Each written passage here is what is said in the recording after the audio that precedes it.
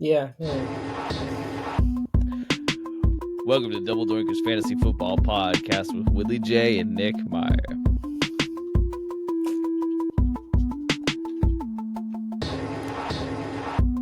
This is our Week 11 episode. That means we're bringing to you a Week 10 recap, top 5 at the positions for the rest of the season, and of course your news and notes and your gas guys, your nuclear boys, your everything, what you need to start. And what's going on, Willie? How you doing? I'm doing pretty good. How about you, Nick?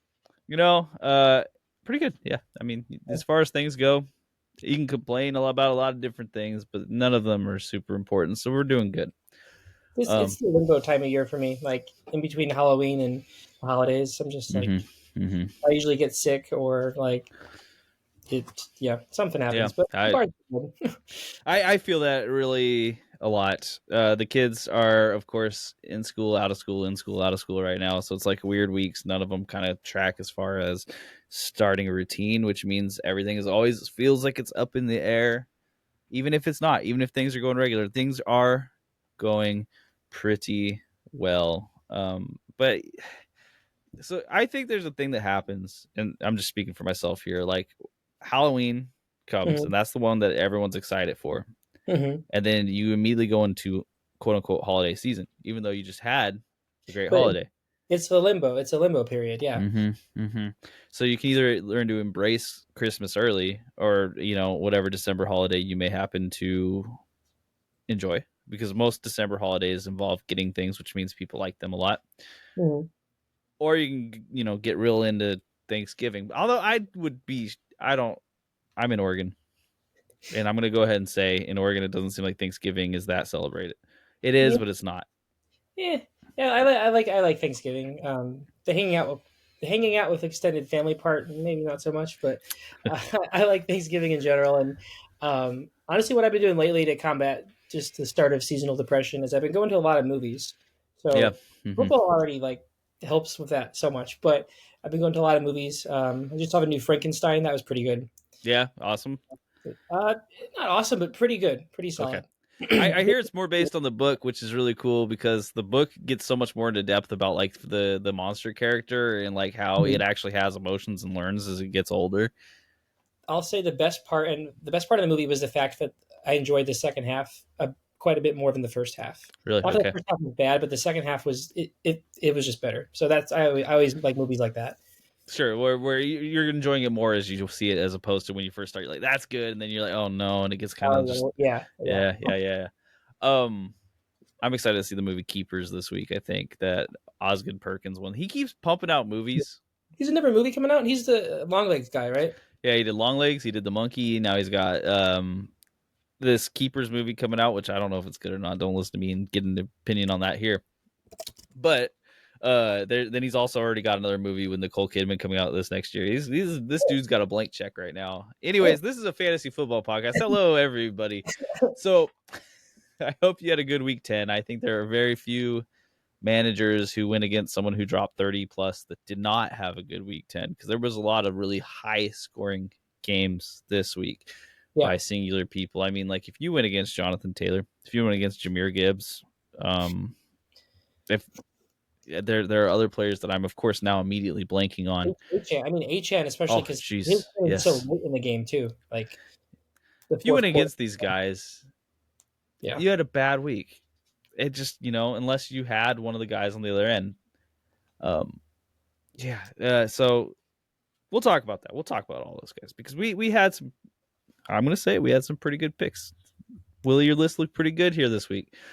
But before we do that, let's talk about news. Let's talk about the stuff that we got to get out of the way, because injuries happen and they always stink, but they do happen.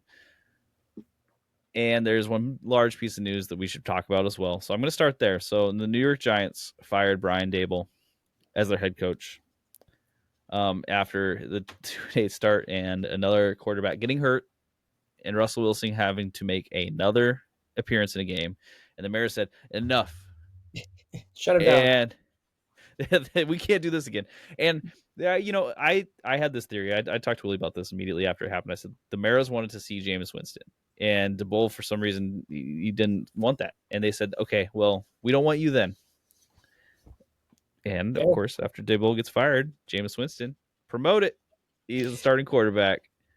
I heard a lot of people talking about it being interesting, and I think Giants fans were kind of maybe somewhere indifferent, but I think a good amount I saw that were kind of upset they didn't choose to go this route was the fact that they fired DeBoll, but not their GM Joe Shane, which has been kind of a weird move. And like, for example, like the Bears last year, I'm glad we kept Ryan Poles, but it's kind of awkward when you fire, especially mid-season, fire a coach or fire a GM and keep the other one.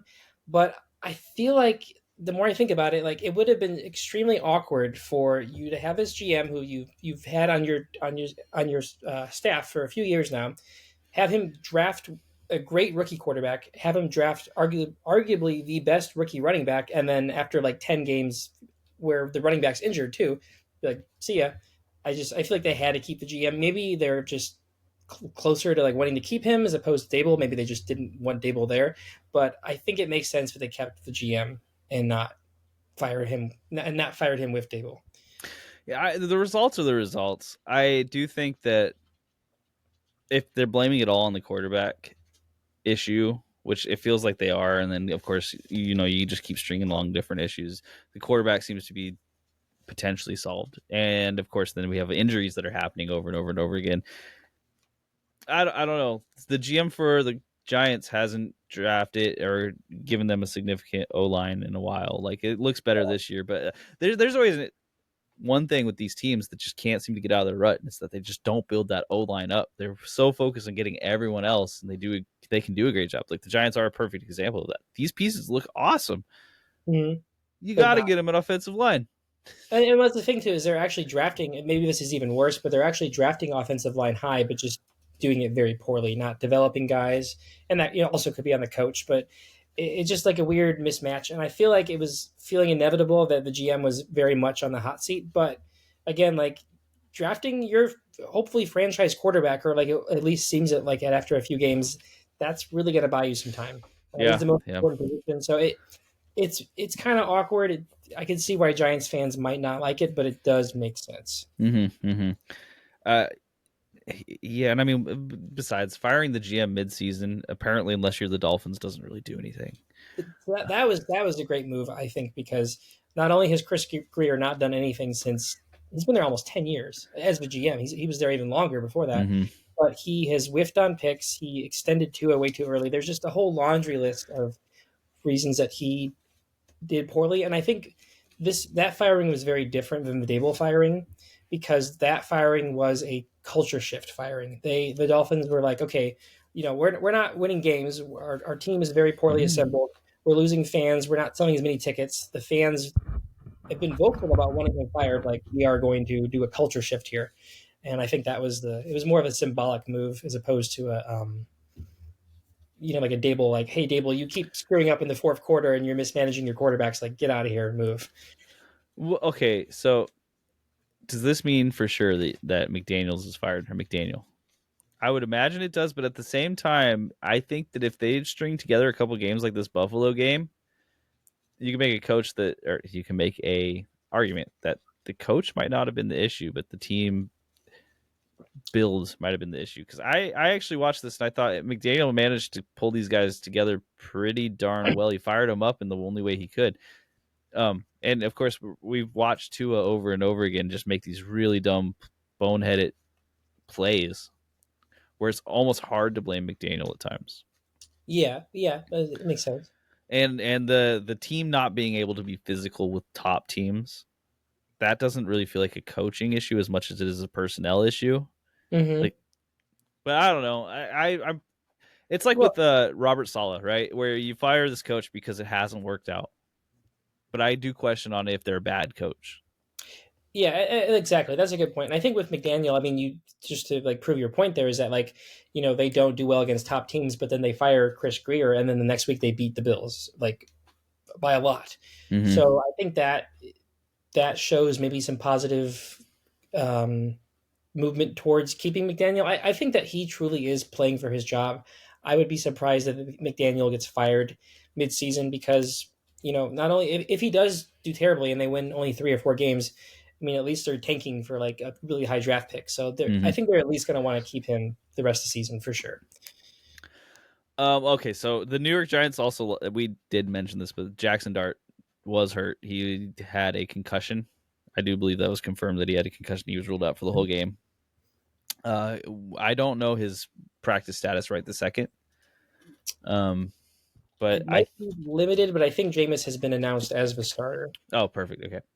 So if Jameis is announced as the starter, of course, like, you'd say Jameis is great for wide receivers. We've seen it over and over and over again.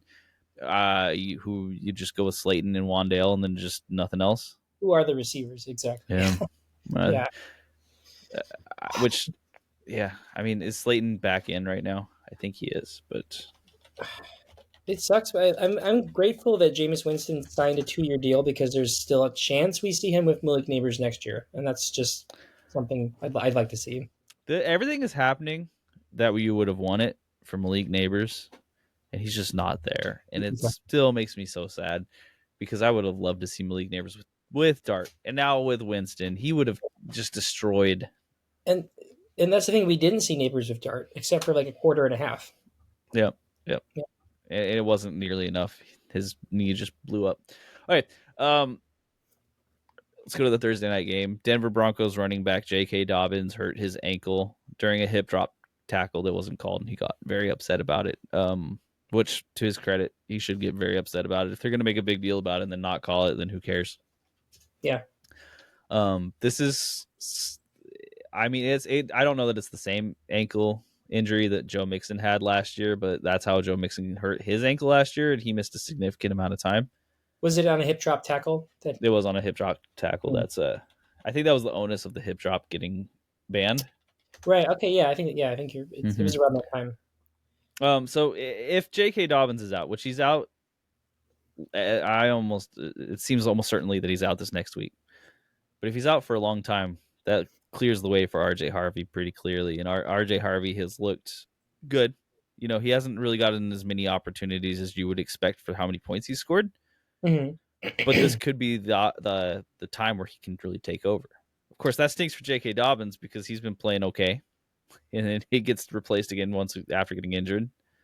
I mean, the Broncos, I mean, after that Thursday night game that the Raiders should have won, sorry. After that game, it's clear the offense has some issues and they need to tweak it. Now, that doesn't mean that they necessarily know the best way to change up the offense. But one way, simple way to change up the offense is to give, your other running back more snaps and kind of rotate your backs.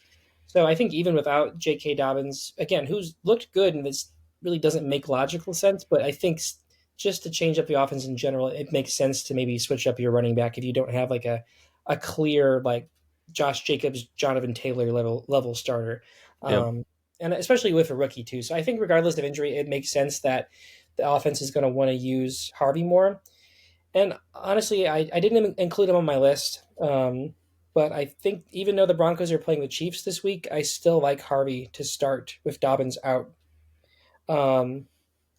Even though it's a hard matchup, just because he's really great at catching passes, and I think that they're gonna try and not. They don't want to. The Broncos don't want to lose the turnover battle. So the best way to do that is to give the ball to Bo Nix less and to give it to your running back more. I agree, and I do think this is a tough matchup because they're going against the Kansas City Chiefs this week. But it's a divisional game. The Chiefs play the divisional games different. It just is how it works normally. Unless, of course, you're the Raiders this year, in which case you just get boat raced. This year, though. Yeah, this year we've seen them lose to some Raiders teams that are bad. I think if J.K. Dobbins is out this week and out next week, I think you are sitting pretty well. Now, maybe the Broncos are on bye in week 12, though. I think they are. Yeah, so this point might be moot. Anyways, I do think RJ Harvey is going to be a pretty good starter this week, regardless. Mostly because at this point in the season, if you have someone who's emerging, you like that.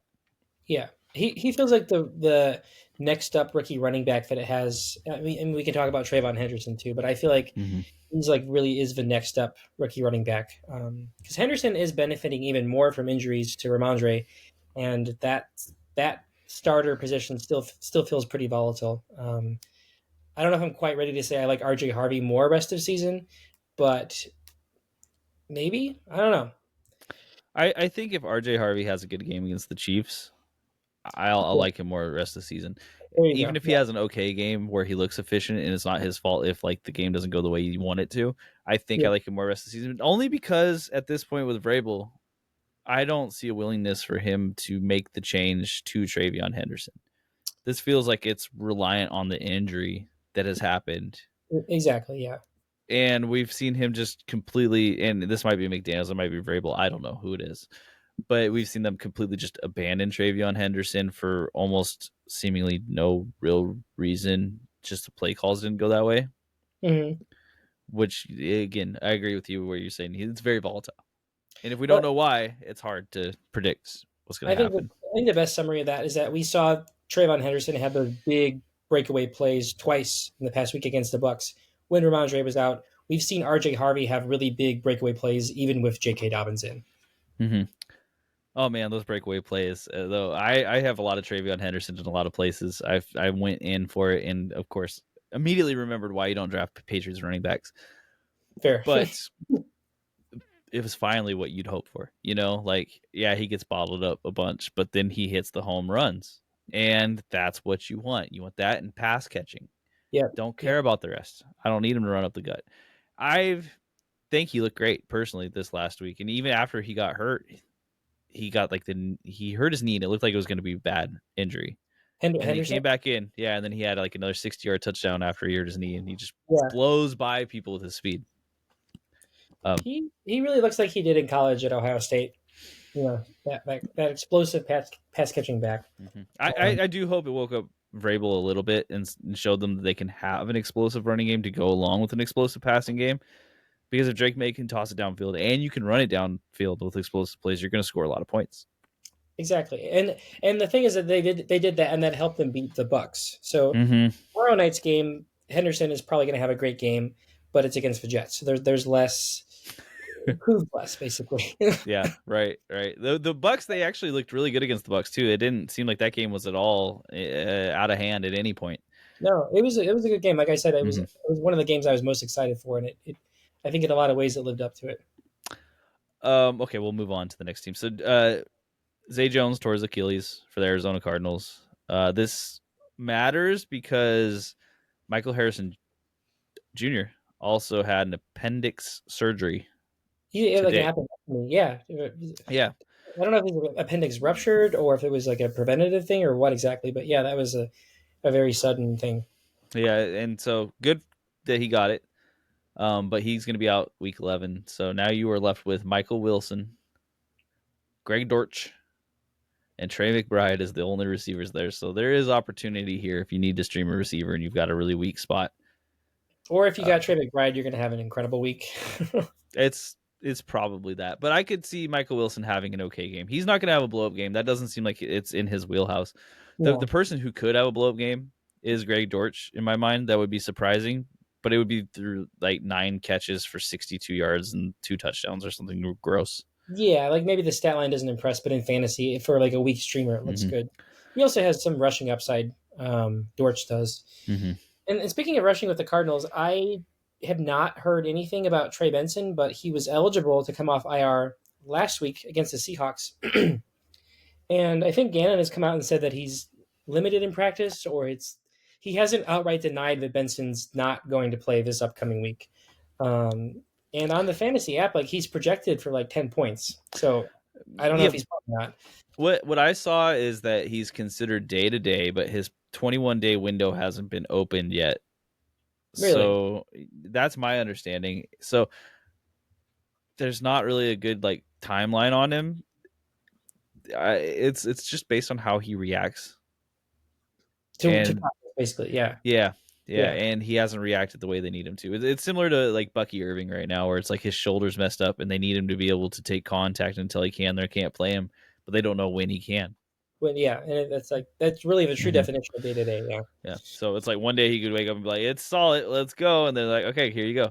I don't know how they make these decisions. It's so weird to me because I always think like if it's really day to day, what actually changes on the next day? Do you just wake up one day and you're like, "Yeah, that's good," and they're Yeah. like, "Okay, get in there." you think it'd be more gradual. Like, okay, today we're going to do like some exercises, but we're not going to have any contact at all, or we're not going to move our legs in this way, but we're going to move Mhm. them this way. But I don't know. I uh, don't have a job in sports medicine, so yeah, right, exactly. So their running back situation is interesting because Trey Benson, if he plays, he's gonna have the whole thing to himself. It looks like. If not, then it might be Michael Carter and Amari DiMercado is the only two because Bam Knight got hurt. yeah, he's out. I believe he's already out. Mhm. Now, the question, of course, the follow up question to that is how much do you want to pay attention to the running back for the Cardinals when they're going against the 49ers? You Not a don't. lot. No. There are teams out there that are going to need someone though. Yeah. Mhm. So if you had to choose, let's say Benson and gosh, I just said his name, Bam Knight, are both out. Who do you choose between DiMercado and Michael Carter? Whoever the opposite of who I choose. That's how it goes. Whichever one you don't play. I I think I I played Michael Carter the first week that Benson was out. He did terribly. DiMarcardio did great.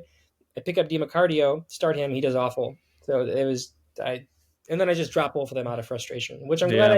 I did. Yeah, I think if you're desperate, I think I would plug in Michael Carter personally, but like that's not a big feeling of super confidence. So if you disagree and you're like, I think it's Deemer, do that. Yeah, do that. Yeah, Yeah. but ideally neither.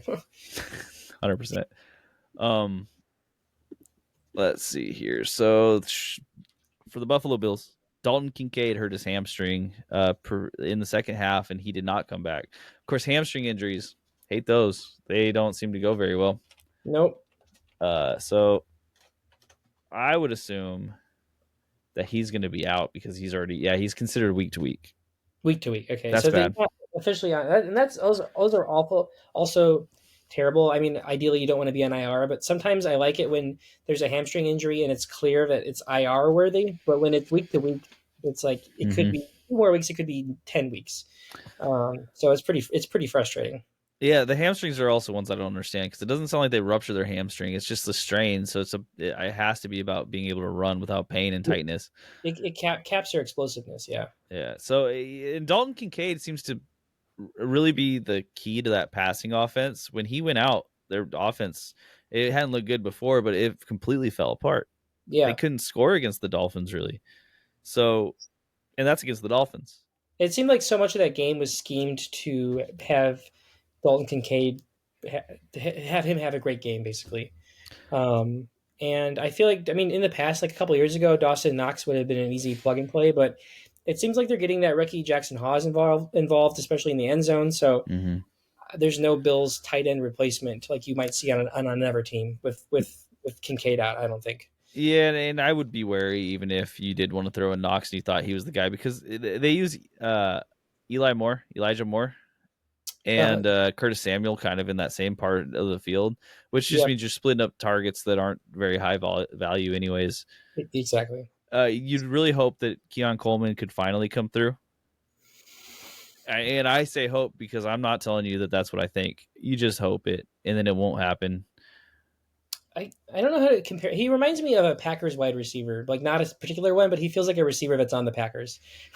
In terms of like he doesn't get a whole lot of volume.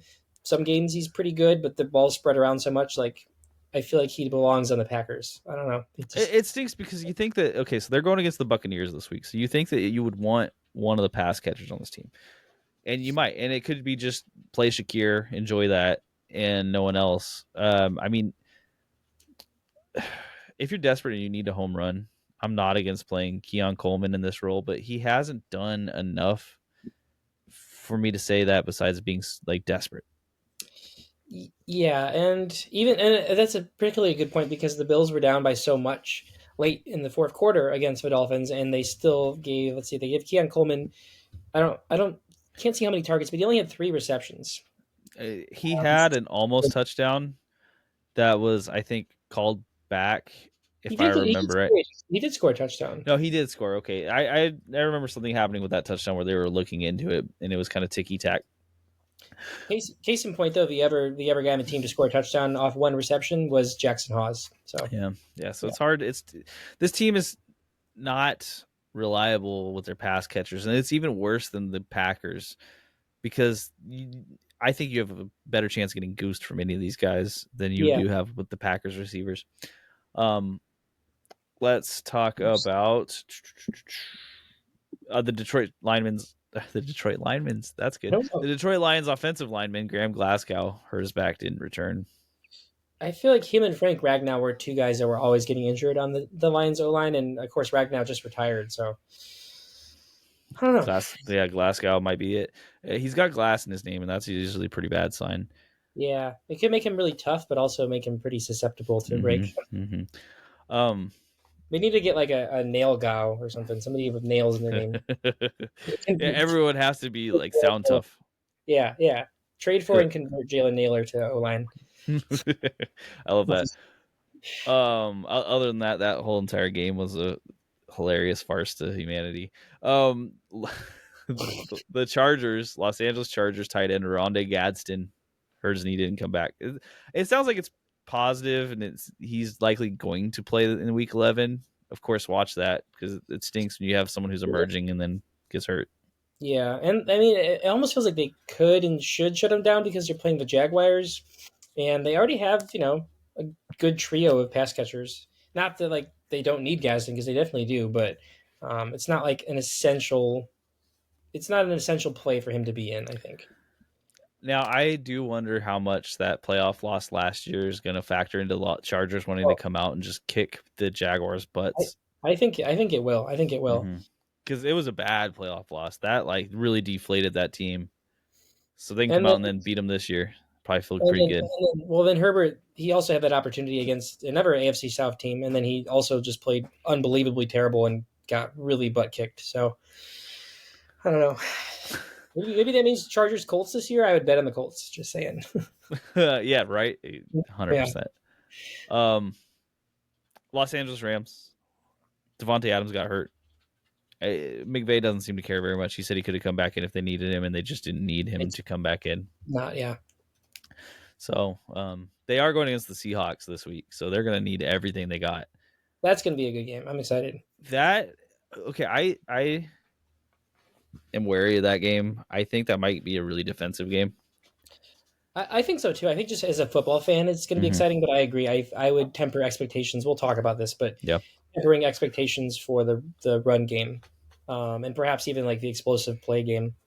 Yeah, because these are both two head coaches that are pretty smart, and with good defenses, they're going to know what's up. Of course, I'm sure we'll talk more. You can't stop JSN, so it doesn't matter. Like if you're listening to this, you're like, oh no, JSN, don't. It doesn't matter. Or Puka. Yeah. I did want to mention real quick. You missed another play in the Lions Commanders game. Amon-Ra St. Brown hurt his jaw, and Daron Payne hurt his fist. I love just the series of events that happened that led to it in the optics of Daron Payne punching him right after he did the dance. Yeah. And then also Amon-Ra coming on the video and going like, I don't know why he did it. I said some words, but they weren't that bad.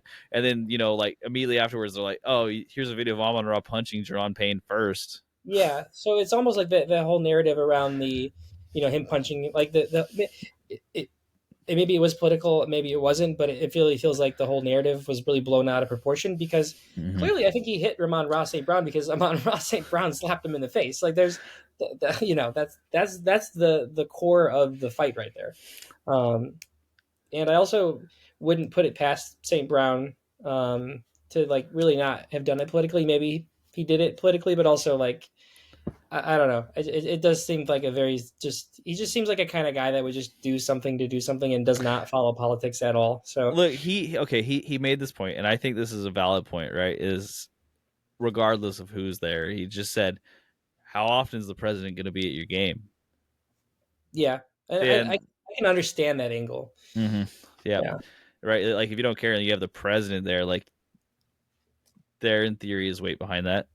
Yeah. And again, if you're like, just regardless of what political aisle you fall under, like if you just have your head on the sand, which I could see St. Brown totally doing, he probably doesn't know. He's just like, I'm just going to dance. But I mean, okay. Yeah. I am disappointed in St. Brown for one reason. And that is that explanation that came out afterwards where he said, I was just saying things. They weren't too bad though.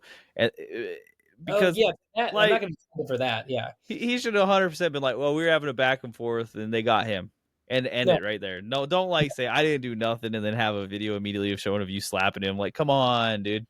especially because the only video we saw before that was blown out of all over the media was just Deron Payne just punching him with no context. Mm-hmm, So you mm-hmm. think out of the yeah, I'm not going to defend him at all for that because you would think that if it's such a big media scandal and story that he just got punched in the face, you think he would at least give some.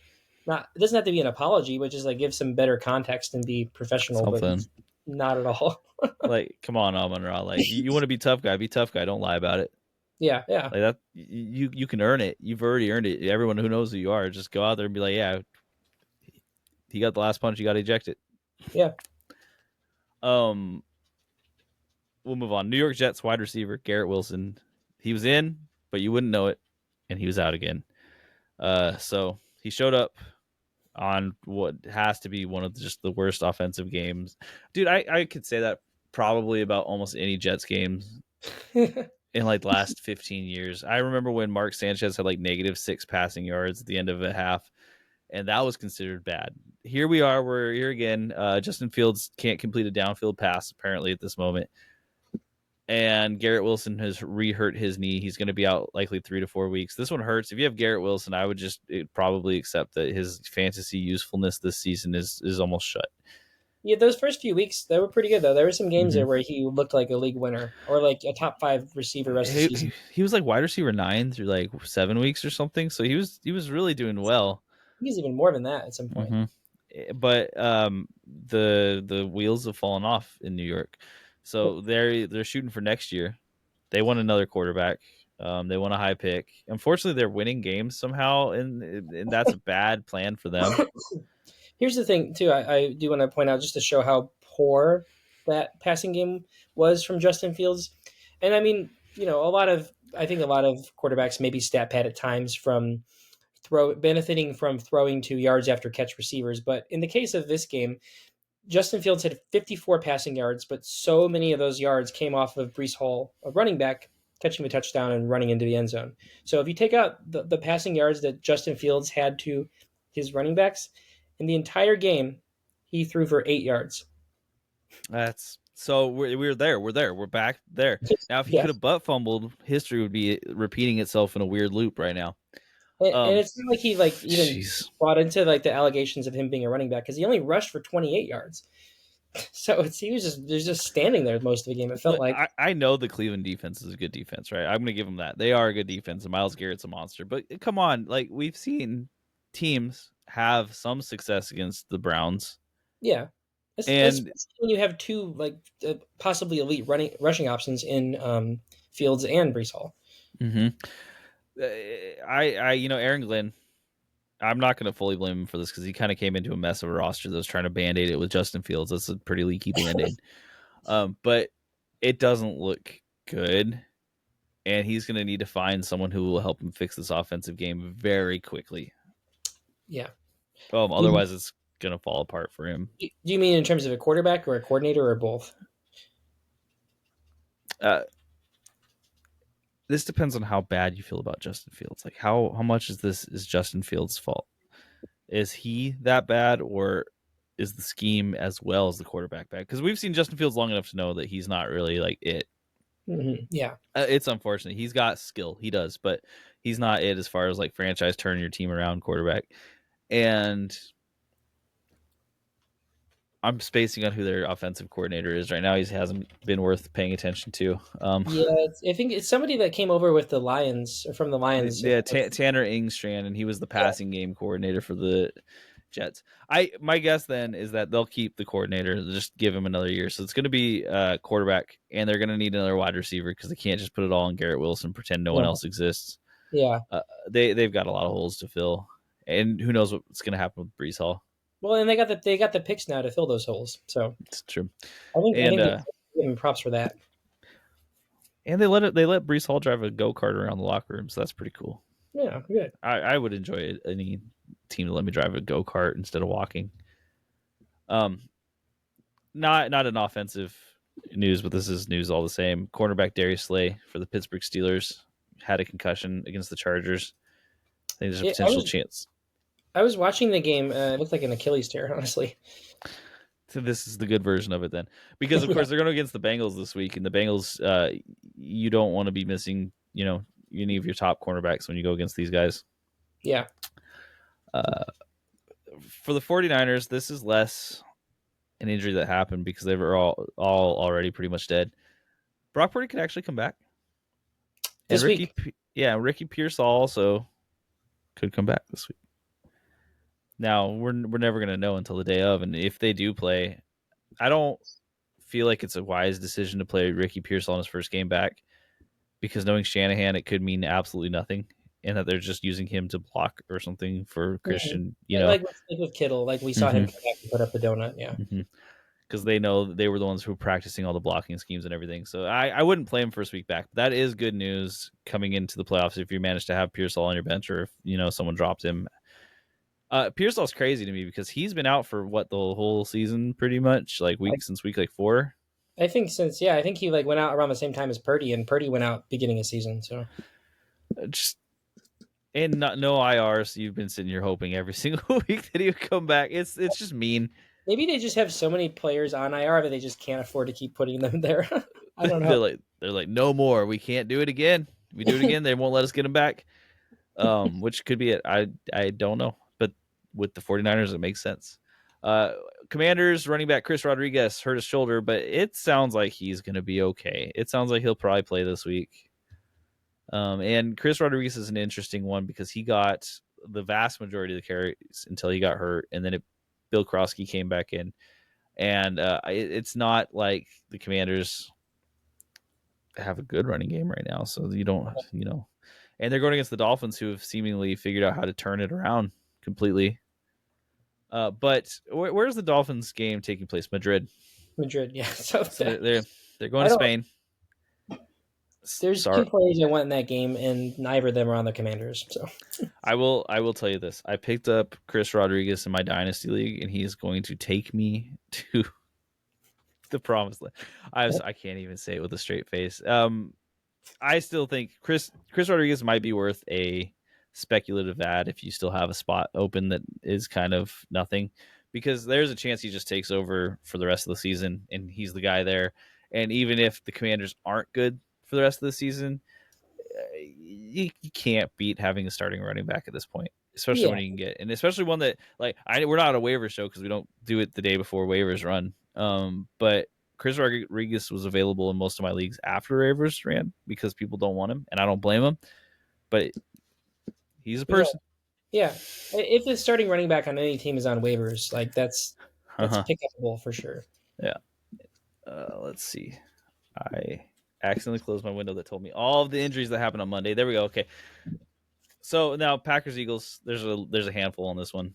This is an unfortunate one. So Elgton Jenkins. And it's really hard for me not to say Elton John. It's really hard. I'm sorry. He sounds like a cross between Elton John and like a Scooby Doo butler or something. Elgton. Elton. He broke his leg. That stinks. He's on injured reserve. That's their starting center, so that's no good. You don't like losing your starting center. It messes with the whole line. Yeah, and I mean maybe not like in pass protection, maybe not as much, but in terms of the run game, there's very few players that matter as much as the center. So the Packers have really fallen apart. I mean, they're 5-3-1, so right? That's not the worst record ever, but with what you would expect it from them, yeah, it's not the best. And here's the thing of that is that the Bears, like people will, kind of like discredit their record because they beat a lot of bad teams, but the Packers have lost to a lot of really bad teams, and I feel like that's worse. The Bears haven't lost to the Panthers and the Browns, and that it also going hand in hand with that. Losing to the Browns, the Packers scored 10 points. Losing to the Panthers, they scored like 10 points, and then last week against the Eagles, they scored 7 points. And none of those defenses are elite. Maybe the Browns, but that shows that the offense in Green Bay is looking really, really bad. Yeah, losing Tucker Kraft could be a serious issue, but even before then, there was some problems. Again, this points to that, like, for fantasy, this is what you want.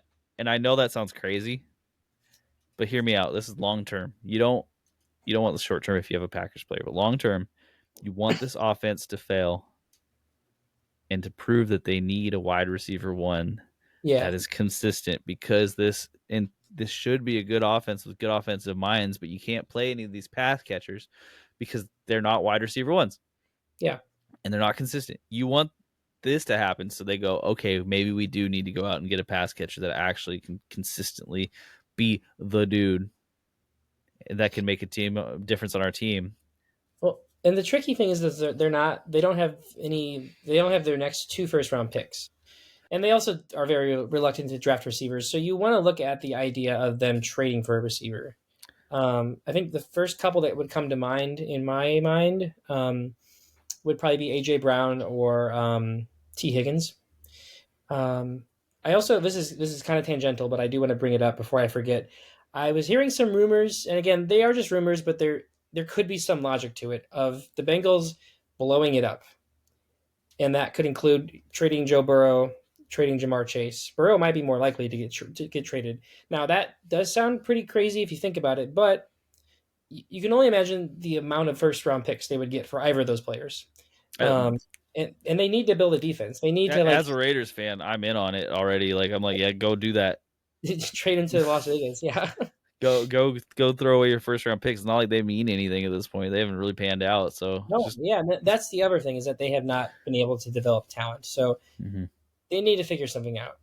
I don't know if they will or not, but they need to fire Zach Taylor for sure. Start there, yeah. Because again, any team that cannot cover a tight end for multiple seasons and still can't figure out why do I keep getting gashed by tight ends? Anyways, Romeo Doubs, the closest thing that Green Bay does have to a wide receiver one. He got hurt and left the game with a chest injury. I'm not certain his status, and of course, Matthew Golden was ruled out prior to the game with the shoulder injury, but it looks like that's going to continue going forward. Is that so? He's still likely to be out the next game. Now with the Eagles, they lost Lane Johnson, and then he returned, so that's the right tackle.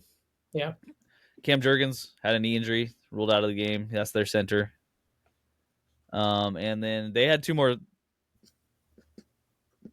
Sorry, I'm reading this because I'm getting questionable information. Willie Lampkin says he was questionable, and that's it.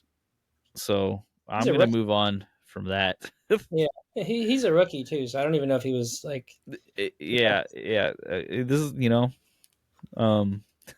pay for your subscriptions, guys. Trust me.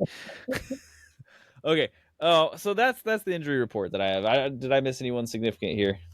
I don't think so. Okay, perfect. I love that. We're gonna move on then. Let's talk about the top 5 at each position for the rest of the season. So, Willie, I'm gonna list some players. I'll give you like a couple stand-ins that may or may not jump into that spot for you. Okay. For me. I did pull up the rankings right now in PPR, so I have an idea of who is currently top 5 after week 10 here. So okay, perfect. So we can kind of like meld this together because I've got kind of a going forward look. So I'll tell you kind of what I see here, and then we can talk about what's happened so far. So we'll start with quarterbacks because quarterbacks are important. The first ranked quarterback here is Lamar Jackson.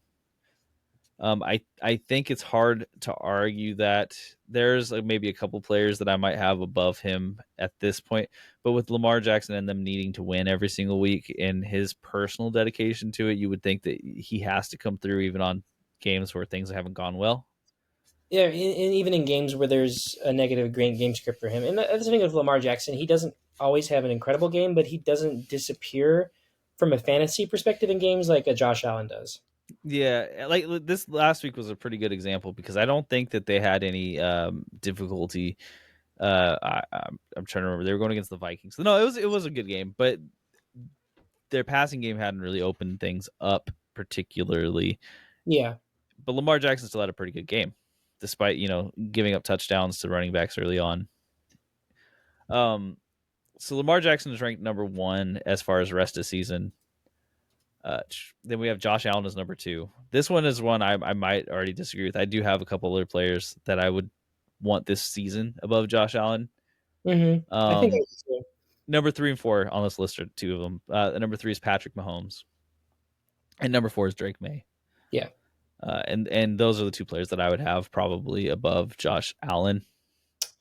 Drake May I might even have above Lamar Jackson at this point, just because if you can't, when you're in the fire like this, I don't see it falling apart. Number 5 is Jalen Hurts too. I'll go ahead and drop that. So we have those 5. Okay, and looking at it right now, so Drake May is number one, followed by Mahomes, followed by Mm-hmm. Allen. Justin Herbert and Daniel Jones round out the list. And I think maybe there's a lot of these later running or quarterbacks are kind of skewed because they're close together, and Daniel Jones hasn't had a bye yet, so I Mm-hmm. think he's in the top five for that Mm-hmm. reason. Um, I agree with what you said. I think that I would take Lamar one rest of season. I think Drake, Patrick, and Josh are just really close for me. And there's a quarterback here that I think has fallen off in recent weeks, but it's really been because of injury. And they just had he just had a mid game, I believe, as well this past week. But I don't want to completely rule out Baker Mayfield. Yeah, yeah, that's fair. He's dealt with a lot of injuries to his receivers, and we saw some games when his receivers were healthy, when he had Evans and Abuka and Bucky, that he was putting up 30-point weeks on a 25 to 40-point weeks on a regular basis. So I think as the season goes on, he absolutely could return to that. I don't know if it's enough to get him at top five at the end of the year or anything like that, but I could see him being top five rest of the season in that upper echelon. I can see that, and also it's worth mentioning Matthew Stafford right now because he is on a tear, and the addition of Devontae Adams has made all the difference in So his much. touchdown machine. So if he continues throwing for the ridiculous amount of touchdowns he's having, it wouldn't shock me to see him up here. I feel like there has to be some regression, but at the same time, I could be open to the idea that there really isn't any regression. Mm-hmm, mm-hmm, Just because I feel like the idea of him scoring multiple touchdowns a game it feels really sustainable. mm-hmm. Probably even more than any other quarterback on this list. The wide receiver duo he's got working with him and Sean McVay being there is just such a good combination. So, Yeah. like, if I was okay, I'll ask you to put these guys in order. Okay, Okay. Josh Allen, Jalen Hurts, Baker Mayfield, not Sam Darnold, Matthew Stafford. Okay. I'm gonna put Josh Allen, Baker Mayfield, Matt Stafford, Jalen Hurts. Jalen Hurts has really stopped running the ball, and that offense, passing game offense, I just don't trust.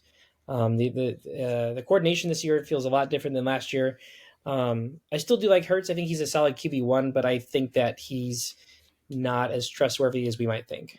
Yeah, I would agree. I think that the wide receivers are running really simple routes, and that's just taking them out of the game because you can't run that simple of routes. Um, the offense looks broke in some way, which is crazy considering the fact that this is a very talented offense with the same Yeah. pieces we saw, just dominate last year, and they can't seem to figure it out. If the O line injuries do make me concerned too. I mean, Lane Johnson came back to the game, but I think is Cam Jurgens out. Um, I think so. Yeah.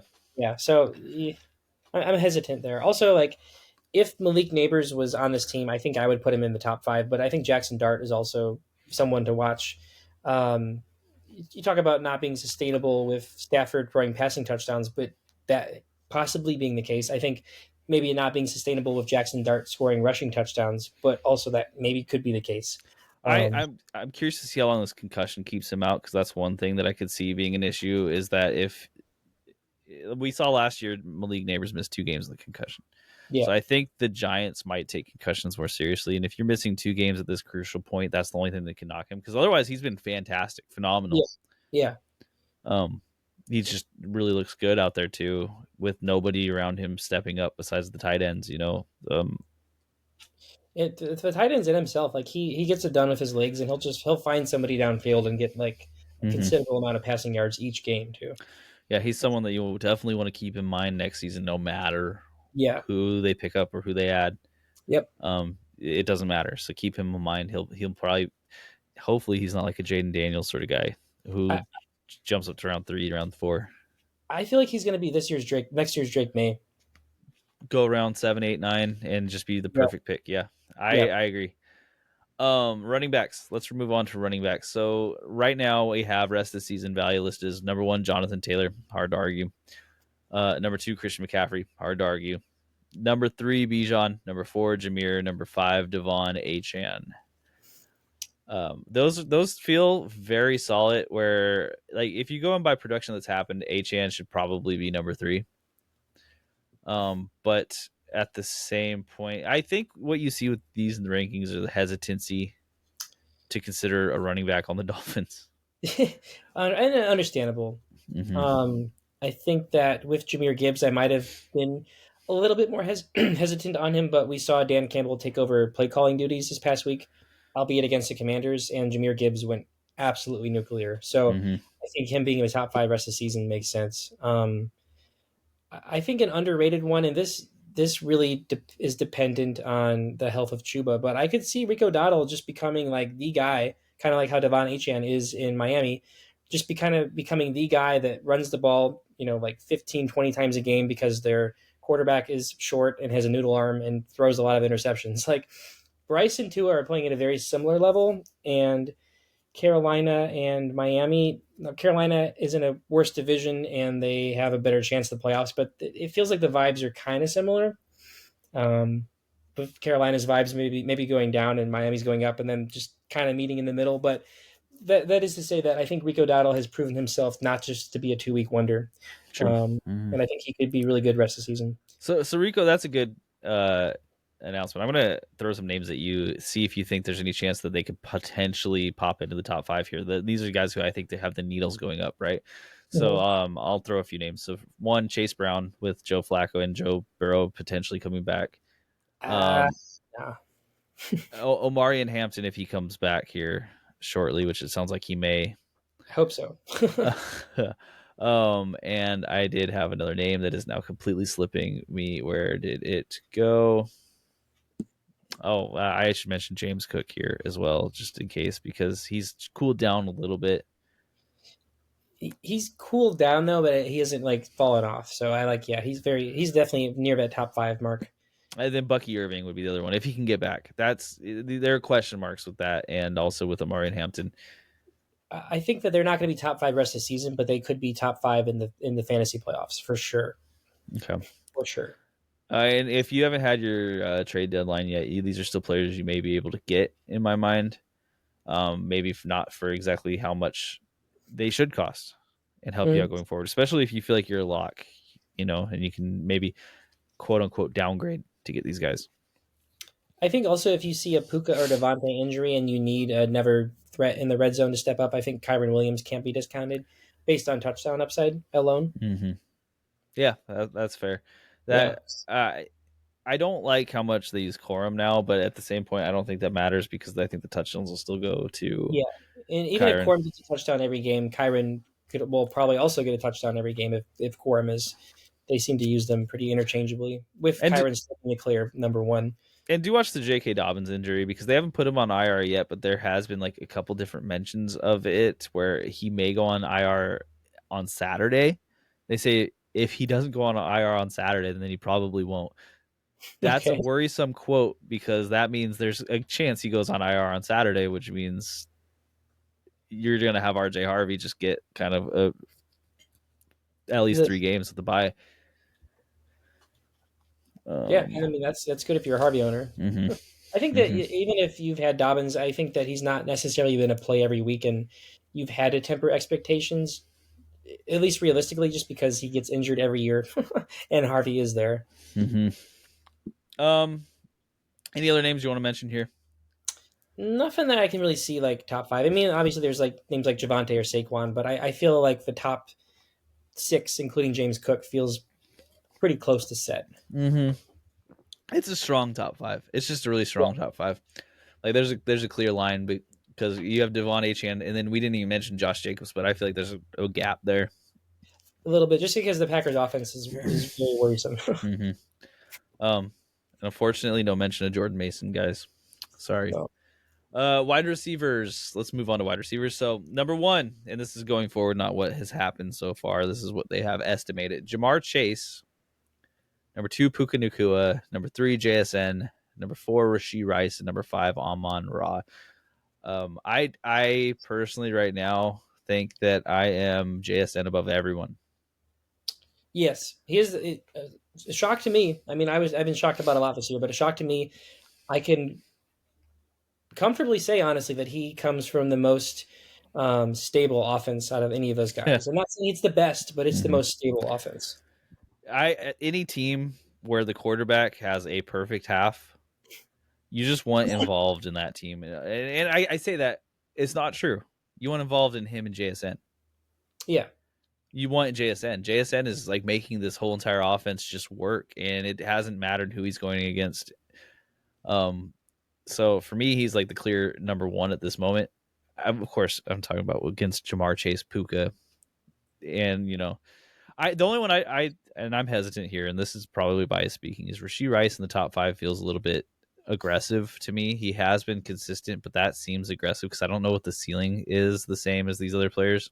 We need to see a little bit more of him. I mean, I was high on him being possibly top 5 overall before the we coming back from the suspension, but um, I think we need to see some more like really big games because it's possible they could start spreading around the ball more to Hollywood Brown, Worthy again. It's not we're not really locked in on Rice rest of the season. Where in like a situation like with Jamar Chase, like clearly he's just Jamar Chase, so he's gonna be the number one guy.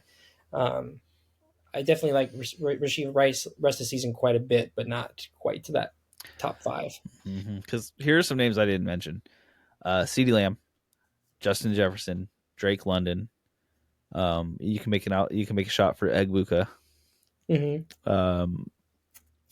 Then you start getting a little bit more iffy because then you got your Devontae Adams, Nico Collins, Jaylen Waddle. These are players that are probably pretty good, but I can't see top 5 upside necessarily. I can see Devontae Adams top 5, which I know sounds crazy, but his touchdown streak is just not going away. And the Rams offense is, I mean, I don't know. I think the Rams are probably my Super Bowl pick right now. And I just don't see a reality where Devontae's going to fall off. Like maybe he won't hit his like the ceiling of being top 5, but I just don't see him falling off rest of the season. Um, and I think that Devontae, maybe this is a hot take, but I think Devontae and Puka have a better chance of being in the top 5 or like in the higher echelon of duos over Pickens and CD Lamb rest of the season. I'd rather have Puka or Devontae. Yeah, that feels fair to me, honestly, because right now the Rams are a better just operating team than the Cowboys are. Yeah. The Cowboys, of course, we haven't got to see them with their new defense, so I am curious on how that changes things. Like if their trades, which they're not guaranteed to work by any means, don't get me wrong here, but if their trades do work, what does that team look like? It could. I mean, yeah. Quentin Williams, like, even if he's just a defensive tackle, he's going to add something. Also, I gotta say, rest in peace, Marshawn Nealon. That Yeah, really ruined yeah, my. It just made me really, really sad. It really ruined my day. And I, yeah.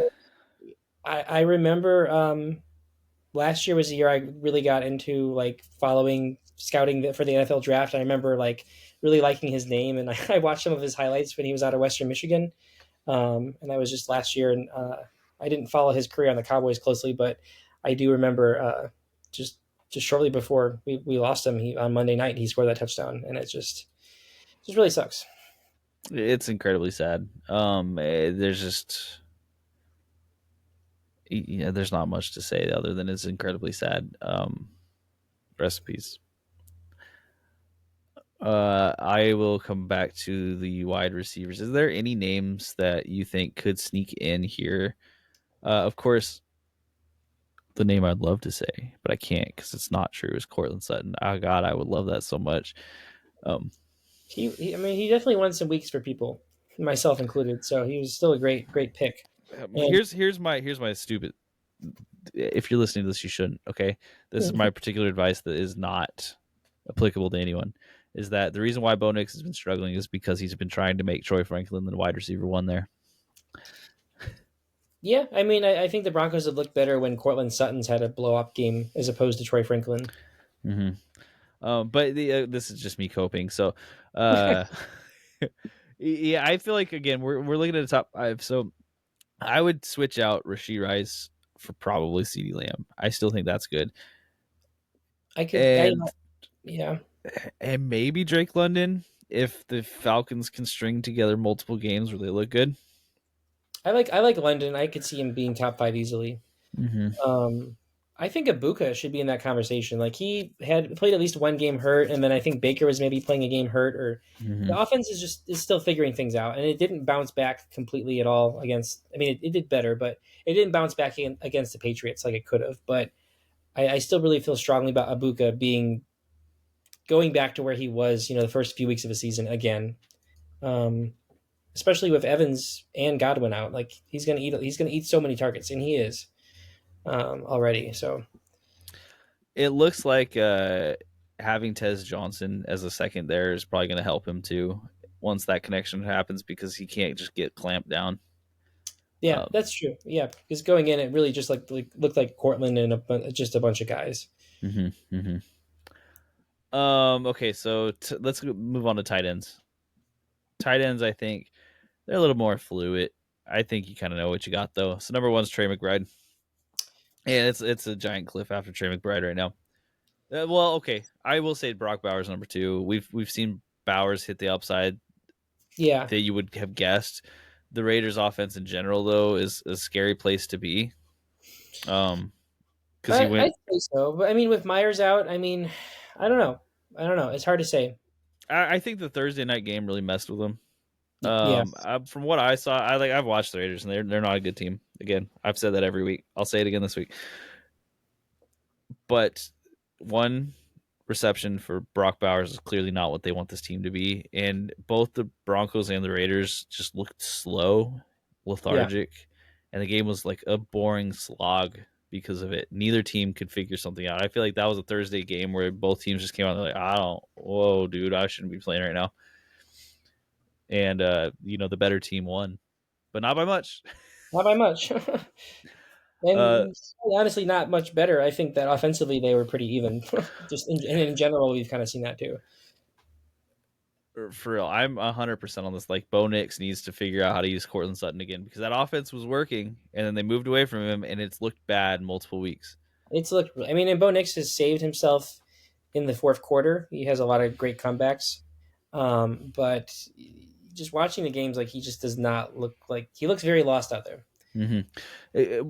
Someone early on said that he looks like he's trying to do it all instead of letting his players do it all, and that does look true. He really wants to like hero ball. That sounds like a good thing, but I think this is also why Carson Wentz is now a career backup and out of leagues because he couldn't stop trying to do it all, and it would lead to really, really bad plays because once defenses figured it out, they're like, "Oh, you just pressure this guy." And he'll never get the ball out of his hands fast because he wants the touchdown, and he's just going to give stupid interceptions, bad picks. And what are we seeing from Bo Nix right now? Stupid interception, bad picks. Their game is very different, but also you could throw in Jameson Winston there too. It's like just learn how to trust your players. Hit those things quick. Learn how to trust them. And I don't know how much Sean Payton's involved with that. Knowing Sean Payton, it's some. It's not none. I can almost guarantee that. Okay, number 3 tight end is Tyler Warren. Which he's super solid. Number 4 is George Kittle, and number 5. If I asked you to guess who number 5 was, If I guess, is it Jake Ferguson? it's not. Really? Okay. Is it Dallas Goedert? Dallas Goedert? It's not. It's newcomer. It's newcomer. Harold All right. Fannin? No. Where's my brain at right now? I don't even more. What? Oh, Gadsden. It's Gadsden. It's Gadsden. It's like So I think Gadsden is the one that I think you can move around here a little bit. it's the same thing we've seen with like the Chargers. I think that Ladd really is locking into that wide receiver one, or rather pass catcher one role on the Chargers. But I mean, I feel like some people have the attention span of goldfish because just like in the first few weeks, it was like, oh, it's QJ's team. Like Ladd is droppable. Like he's terrible. And then it's like, oh, Ladd's the clear alpha. Like, oh, QJ's droppable. And it's like clearly there's just a lot of it's very volatile on that offense.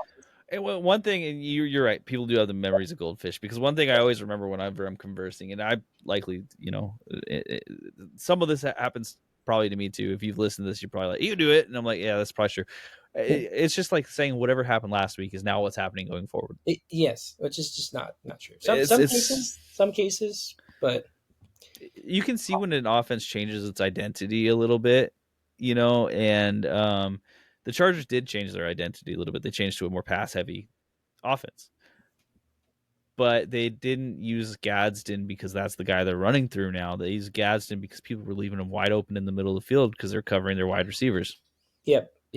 And Jim Harbaugh is a good enough coach. He's going to adapt to that, move away from Gadsden. Mm-hmm. Like he's going to keep switching it up. And then Hampton will come back ideally, and then they're going to focus heavy on the run, in my opinion. So very, very dynamic offense. Mm-hmm. So the number 5 is kind of up for debate on who we have. So there's Laporta we didn't mention, Andrews we didn't mention, Goddard, Ferguson. You can say Fannin. I wouldn't really say Fannin. There's Theo Johnson, Cade Otton. I think that with Dan Campbell calling the plays, maybe we see more Laporta, maybe we see less. So there's kind of that upside there. You just mentioned him, and this is a crazy take, but especially in terms of tight ends, maybe not. But Cade Otton, top 5, number 5, rest of the season, I could see it. He had like 13 targets in his last game, and if we don't see Evans and Godwin back rest of the season, he's going to be the number 2 on this team. Well, I also think that Cade Otton's a good one, and I think Mark Andrews might actually be a good one because he is getting looked for in the red zone over and over again, and that's who was his path to success last year. And he may not end up as like a top 5 tight end at the end of the season, but I think for the rest of the season, if they're going to go on a tear and Lamar needs to pass for touchdowns, he could catch a ton of them. He looks a bit like the tight end version of Devontae Adams this season, like kind of an older guy that had a lot of doubt going into the year that is just an absolute like magnet in the red zone. Mm-hmm.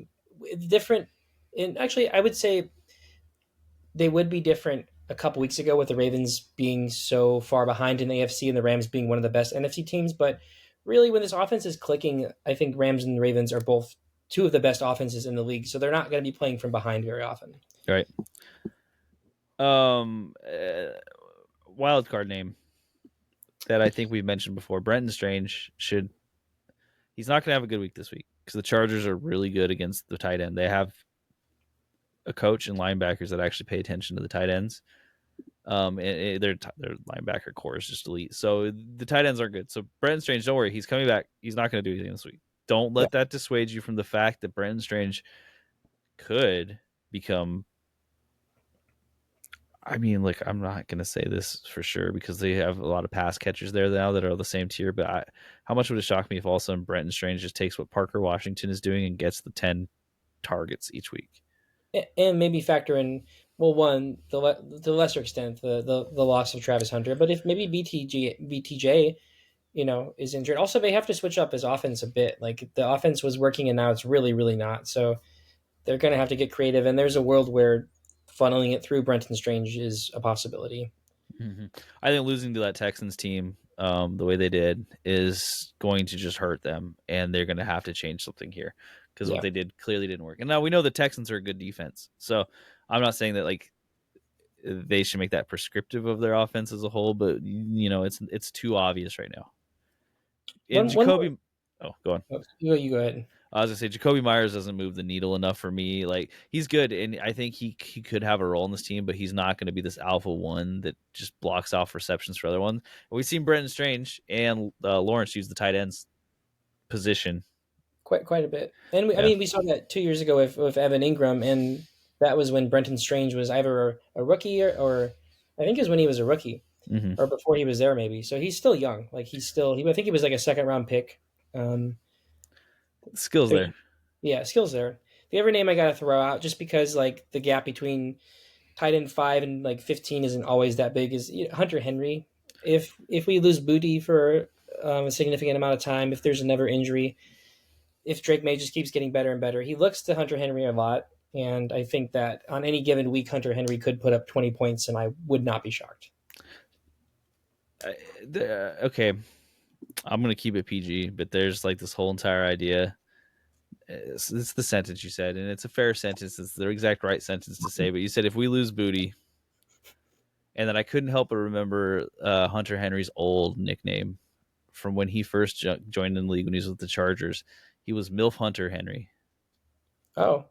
So okay, when he joined the Chargers specifically. When he was, it was something he had said in a video forever ago. He was the MILF Hunter.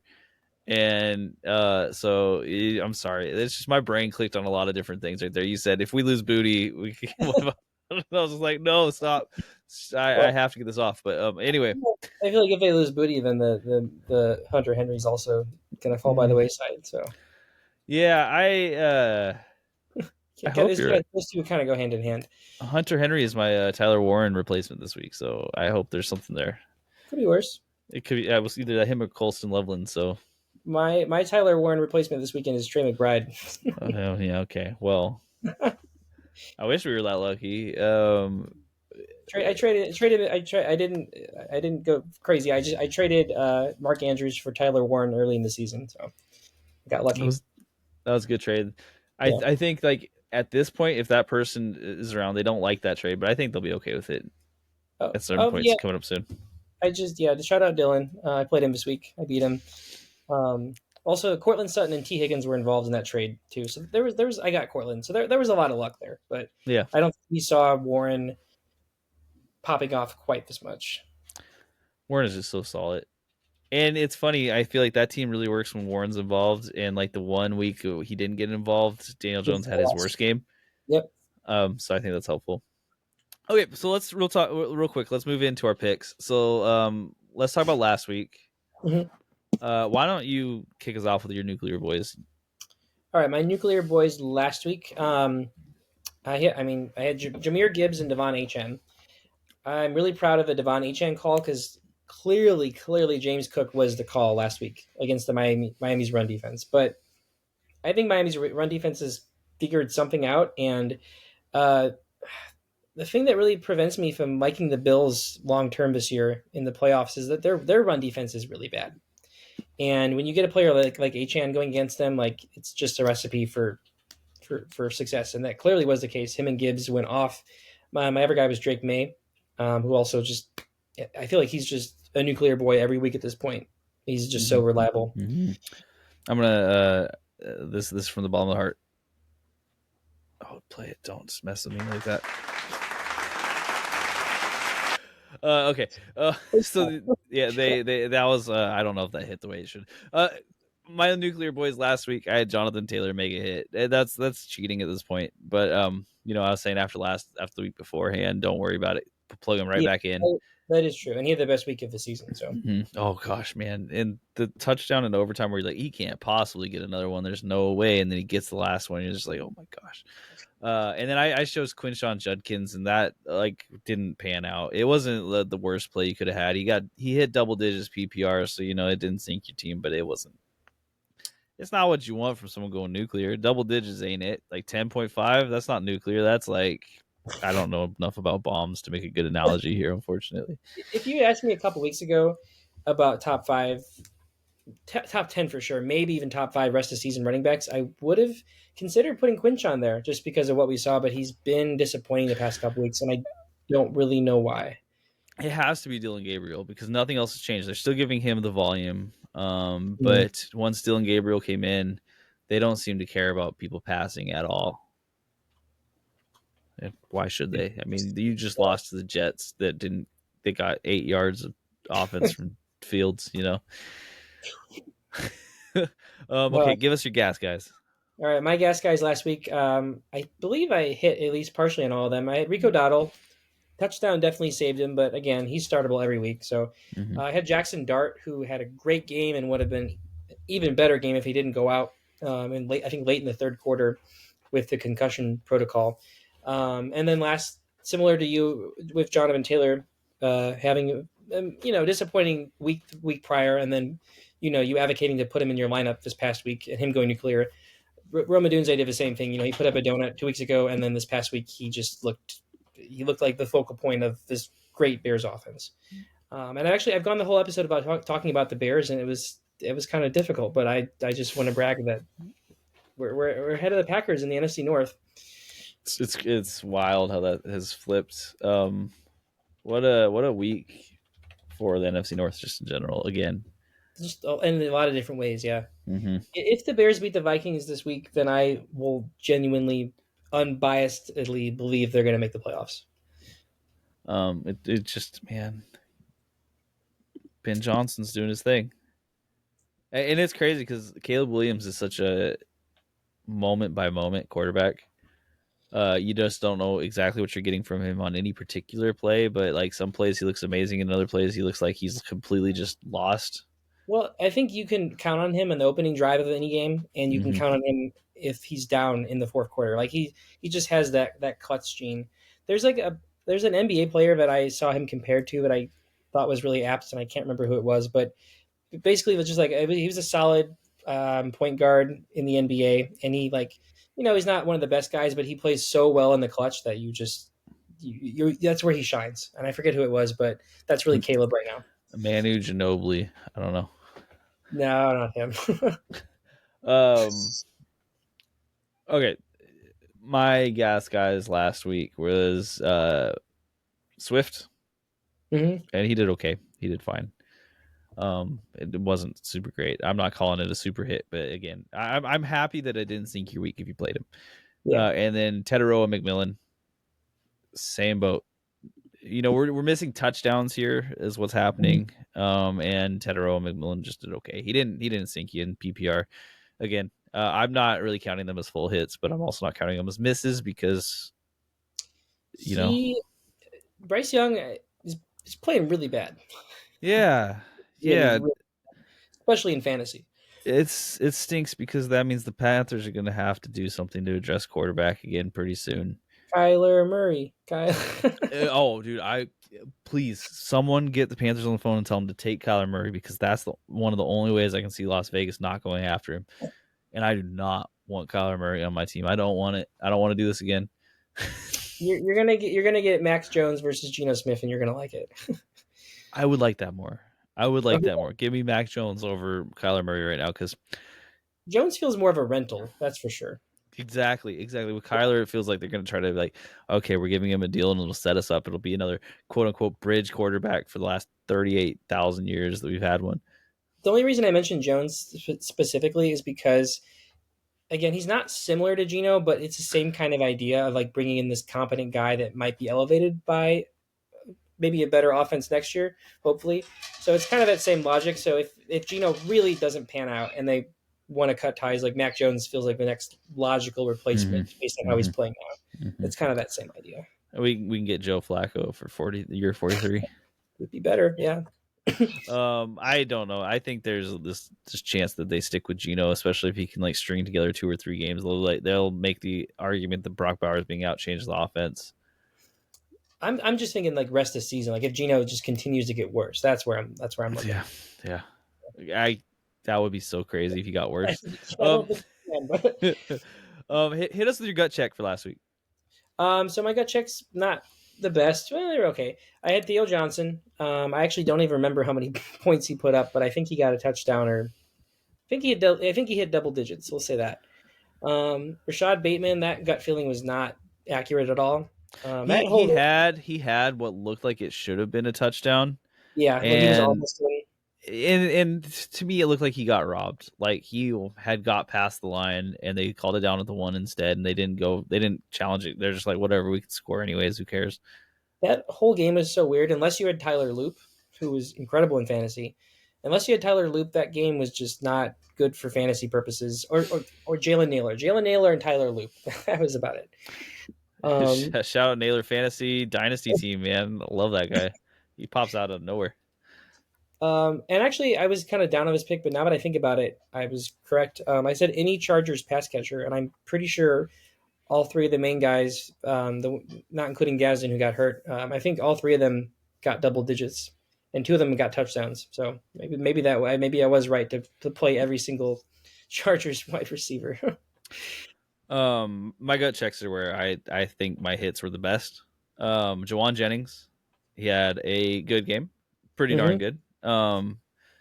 It was sure they needed some firepower to try to keep them in the game. They did not stay in the game, but they did need firepower to try to keep them there, and it was Jennings. Yeah. And then I also had Alec Pierce, who I want to talk about that game, but I didn't really watch it because it was too early. This is one of those Sundays. We're on the West Coast. The Sunday games start at 6:30 in the morning. And I try to get up and watch those. If it was the Bears playing, I definitely would. But other than that, no. See, I've watched every single one up until this one, and the issue was I just slept through my alarm. But this was the best one yet. Yeah, unfortunately, that's the way it goes. I've watched some really, really bad games at 6:30 in the morning. That feels really bad when you wake up and it's too early and you're groggy and sleepy and you're watching the Jets play and it's just disgusting. The equivalent of hitting the snooze.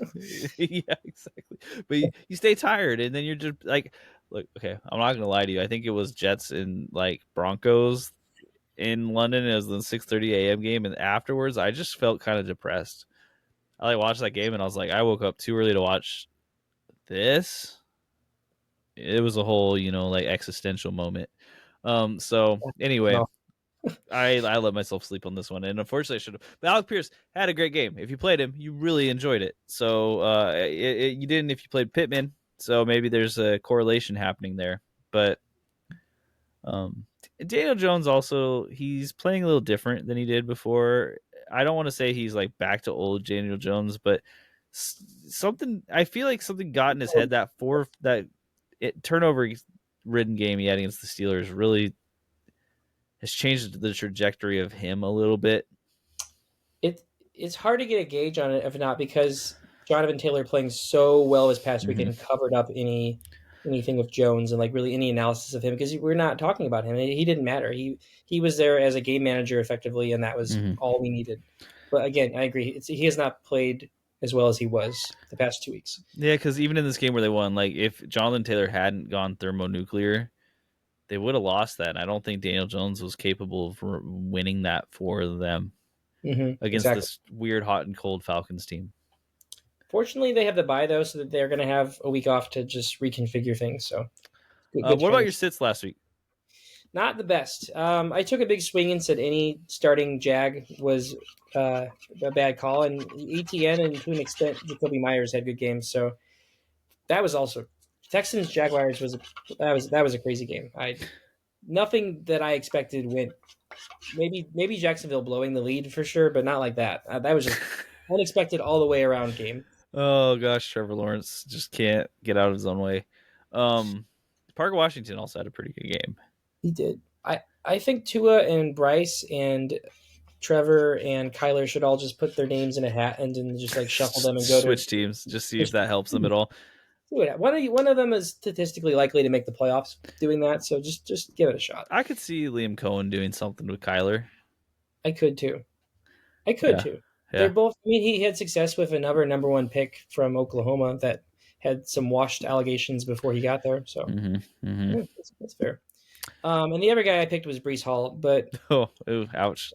that was just But I mean, okay, look, that Jets team felt like they were going to fall apart, right? And then they really just didn't. Brees Hall looked so darn good against a team that should be good against the running game. Like, what's up, Cleveland? I think conspiracy time. Cleveland lost that game on purpose. they definitely in the long run that was the better choice. I think they came out and they're like, we gotta lose this. Let them return 2 kicks. Just let them do it. promote the special teams coordinator for the Jets to something. Jeez.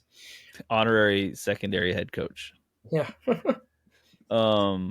My sits last week were Marvin Harrison Jr., which was a miss, but I do want to be clear. That was a miss because of garbage time. When that game was close, Yeah. Harrison Jr. wasn't doing anything.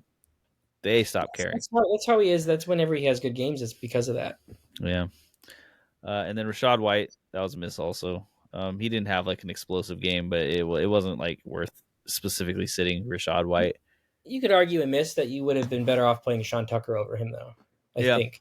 Yeah. It wasn't enough of a miss. So, okay, you did really good last week. So I'm gonna let you choose. Do you want to go first? Or do you want to go second with your picks this week? I'll go first, I guess. Okay, I'm gonna add I had 2 nuclear boys. I'm gonna add one more, like I did last week. And actually, I'll start with him, Trey McBride.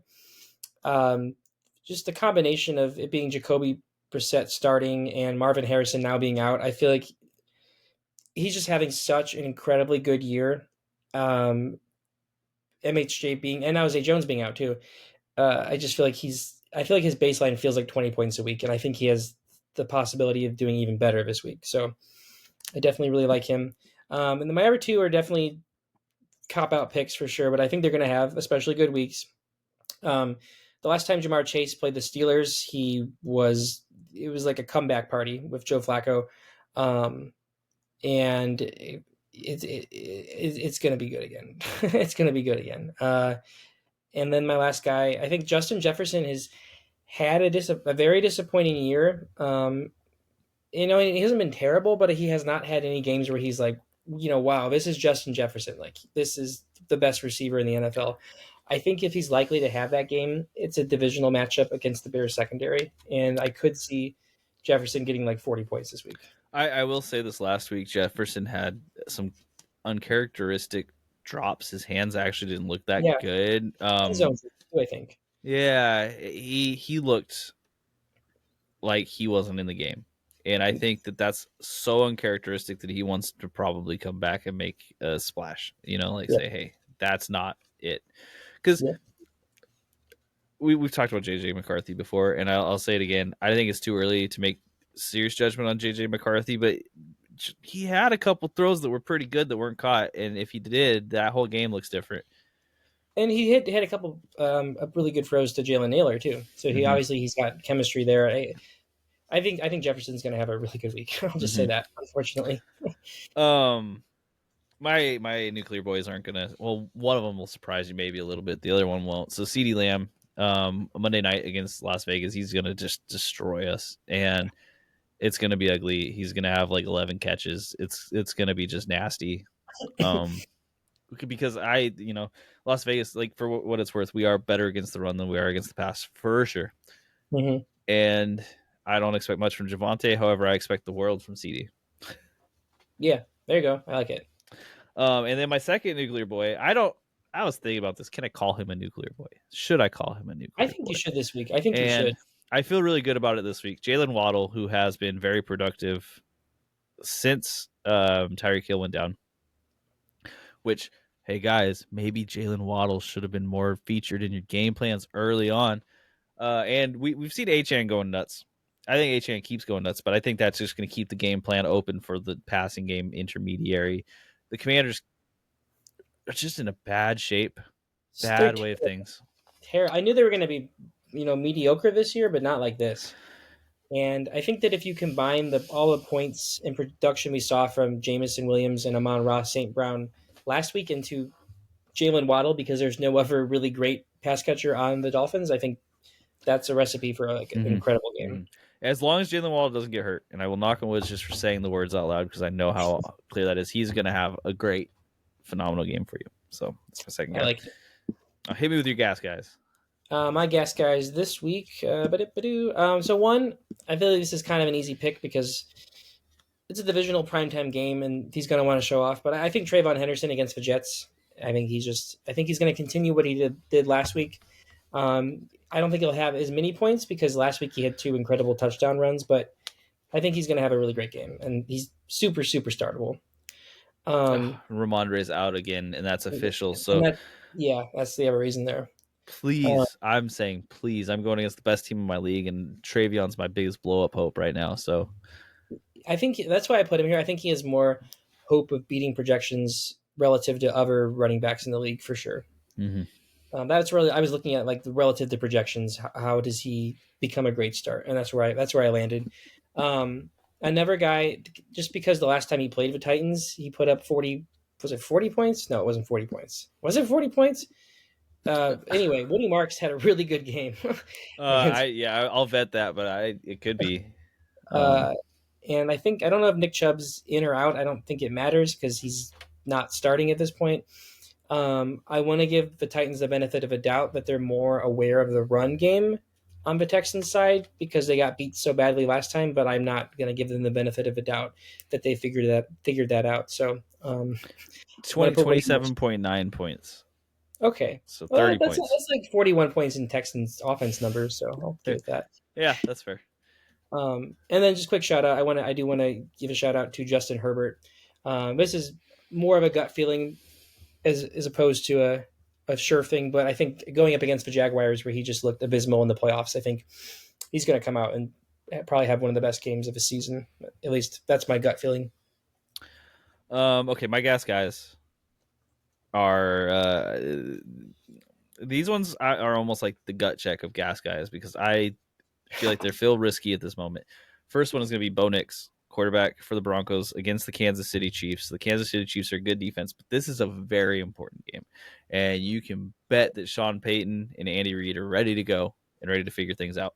If the Broncos want to win this game, it's going to be on Bo Nix's back.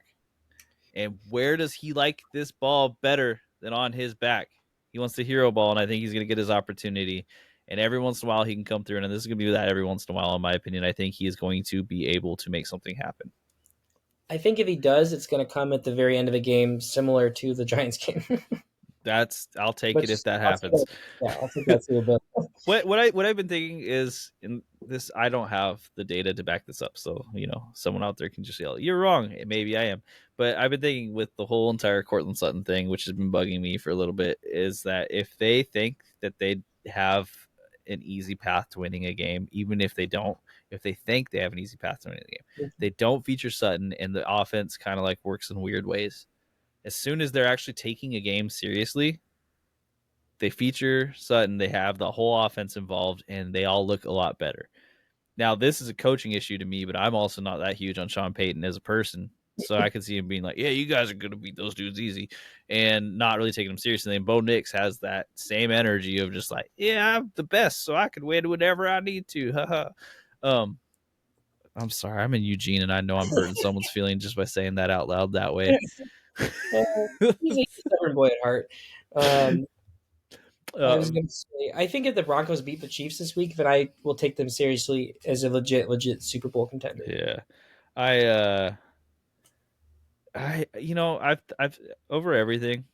What I've realized is that I have, despite my hatred of the Chiefs, I think I have a stronger bias against anyone on the Broncos. Like, Bo Nix being unlikable is the most obvious thing in the world to me now. And I'm like, how is he ever likable? But I think it's just as soon as he put on that uniform, it just hurts something inside my soul. I would say in terms of likability on the Ducks, he pales in comparison to Justin Herbert and Mariota. So, well, that's the thing. I still love Justin Herbert, and he's on the Chargers. Like, I still love that guy. Great point. How can you not love that guy? And then I look at Bo Nix on the Broncos, I'm like, he's such a jerk. He doesn't even. He didn't even play here. That's what happened. He needs more letters in his name. That's for sure. Start there. Change that X into a CK, brother. Bowman Nixon, something like that. Even Bob Nixon would be better than Bo Nix. Dude, okay. Remind me, I need to make a player in Madden and name him Bob Nixon and replace him as the quarterback of the Broncos. Okay, the second player I have is someone this one I have a path where I know that this could be wrong, and I'm scared of it for a good reason.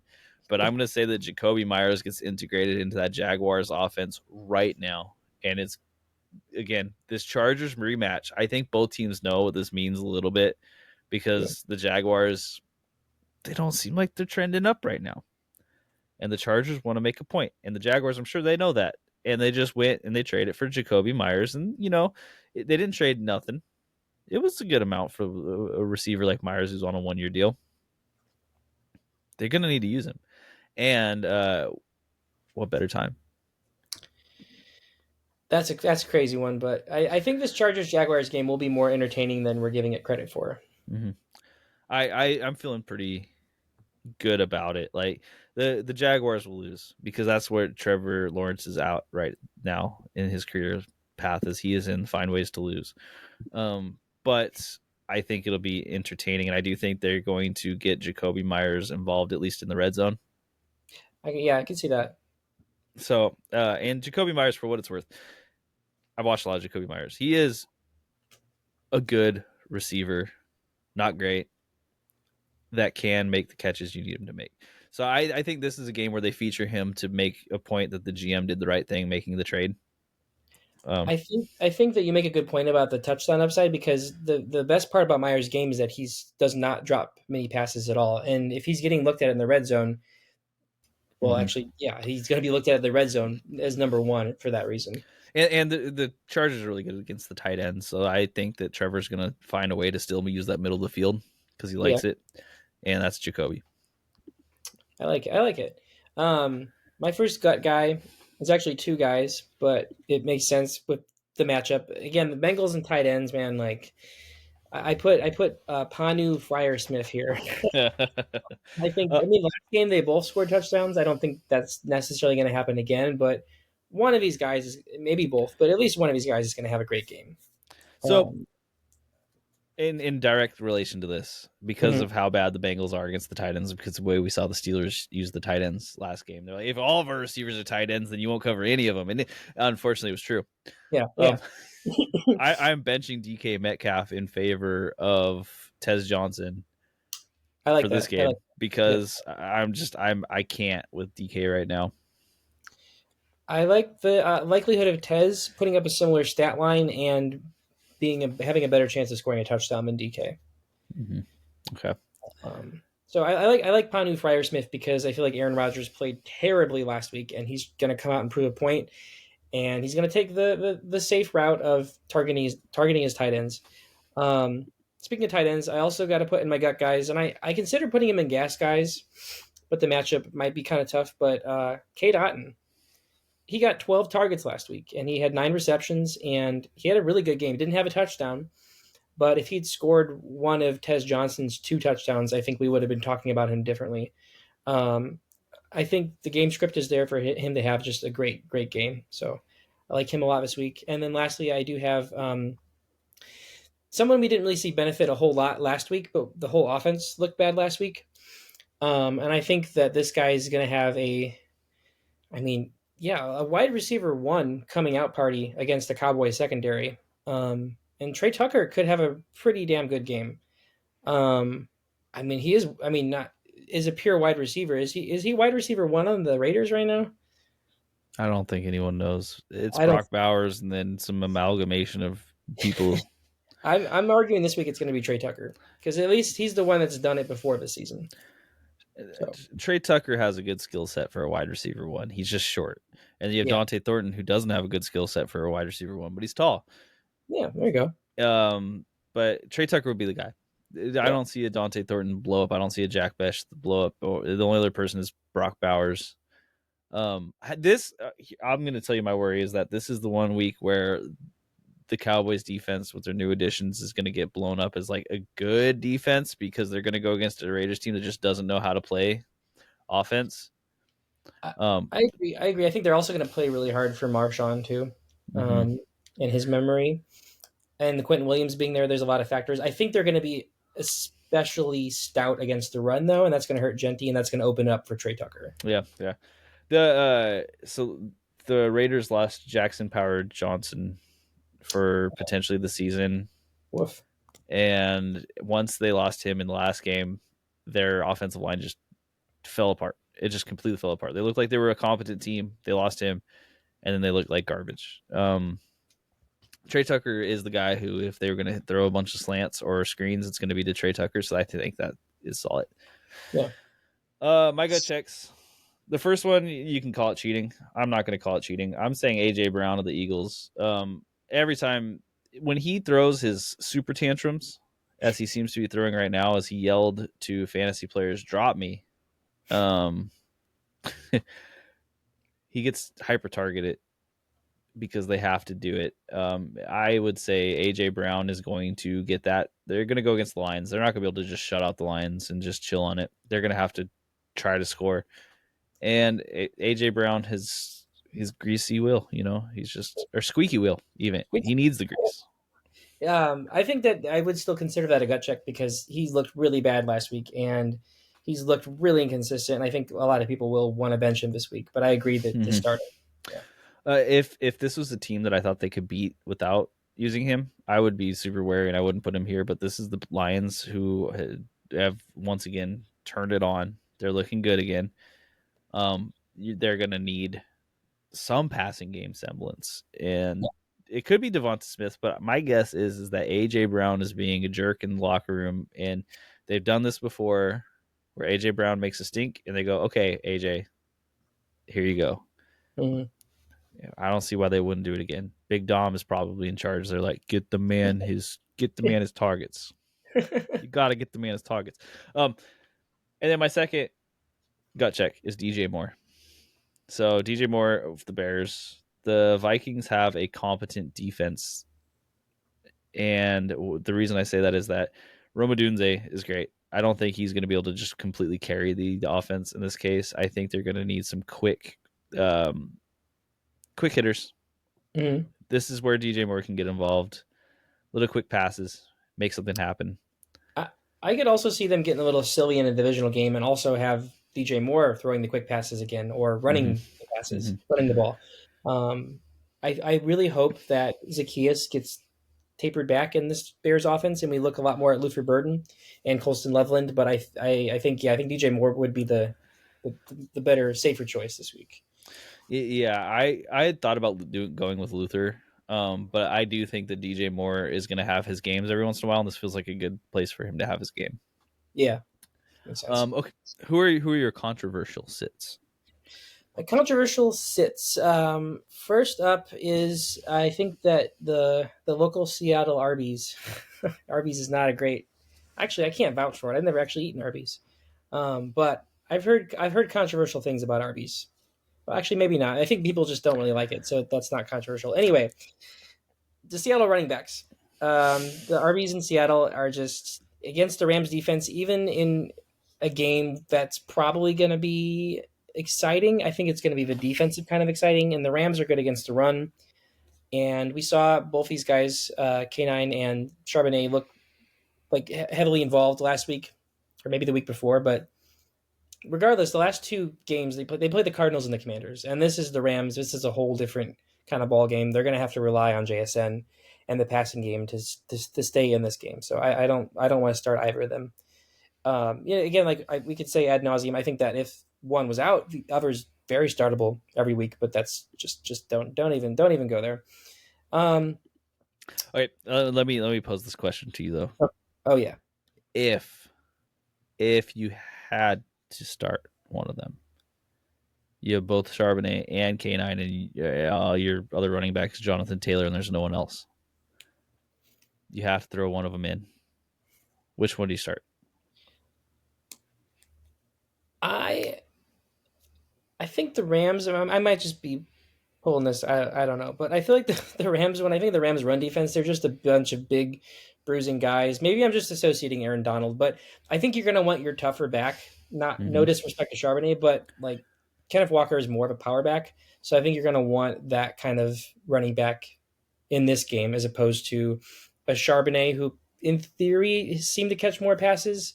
You don't want to run the risk of if he's involved in the passing game, he's going to like fumble the ball or there. I think Kenneth feels more consistent, so I'd probably lean him, but I would not start either. Jeez, it's a weird situation because that team is so good. You think you'd want to like there would be a slam play there, but it's just not. JSN, yeah. The other guy, I almost didn't include him because I don't think he's startable at all anymore at this point. But Jordan Mason, don't let the Bears run defense fool you. Like Jordan Mason he's not the goal line guy. He's not catching passes. He's not starting. Like, hold on to him if Jones goes out, but don't start him. I actually did drop him this week. He was a player that was on the edge for me, and I just decided that I don't even actually want to see what it looks like if I have to start him. So yeah, exactly. And so the other guy I did include in lieu of Jordan Mason is someone that we've seen have a lot of volume, but his quarterback is just playing really badly, and he's going up against a really good defense that's probably going to lock in on him. And I would try to sit Tet McMillan this week if you can. The last time he played the Falcons, I don't remember if it was with Andy Dalton or Bryce, but it was in a point in the season where the quarterback play was better, and he still put up like 7 points. So I think that I would, if you're going to play any Panther, play Rico, but don't look at the other options. And I would try and sit Tet. That's pretty fair, I think, across the board. Yeah. I'm going to go for my controversial sits. I'm going to go to the other side of the Seattle Rams game and say you also don't want to play Kyron Williams. This game, like you said, is going to be a defensive battle, and where it's not a defensive battle, it's going to be won through the air. Mm-hmm. These teams have good run defenses. Kyron Williams, your hope is a touchdown. And I think other than that, I wouldn't bet on it.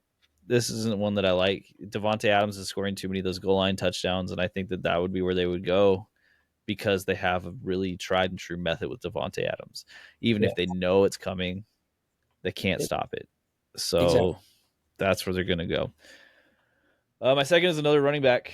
Unfortunately, I do not see a great game for Derrick Henry against the Browns. The Browns have shown that they can stop Derrick Henry. Derrick Henry hasn't looked great this whole season. Was I that don't the game? really. Was that the game where he put up? I'm gonna check it. He put up like 4 points or something against the Browns' run defense. Mm-hmm, mm-hmm. Yeah. And that was like the game where you're like, oh no, this actually could be scary. And it's pretty early on in the season. I don't really see a good reason why that would change here. He put up 2.3 against them, 11 runs, 23 yards. The Yeah. Browns, of course, are starting Dylan Gabriel now, so this looks different. But I don't expect Derrick Henry to be the one that beats them this week. I think that again, even though they had some troubles in the Vikings game, they still won that game and they were up a lot, and we didn't see a lot from Henry.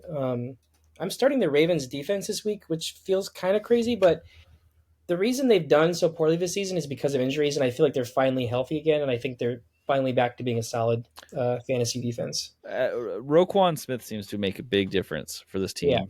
And him being there and being as involved as he is seems to be a wonderful thing for them. So hard to argue. Yeah. Yeah, I don't have a league where Ravens defense is available right now, so that's probably a good sign for them. Uh, Yeah. So okay, that's it. So I'll include this in the description. So if you're looking for the people who you want to see on here, you just look at the description. But other than that, you have anything else you want to talk about this week? no, I think that this is going to be another good slate of games, though. I think I like defensive games at times. I think Seahawks Rams might be my most anticipated. But I do. I mean, I got to give a shout out to Lions Eagles too. It's gonna be a fun one.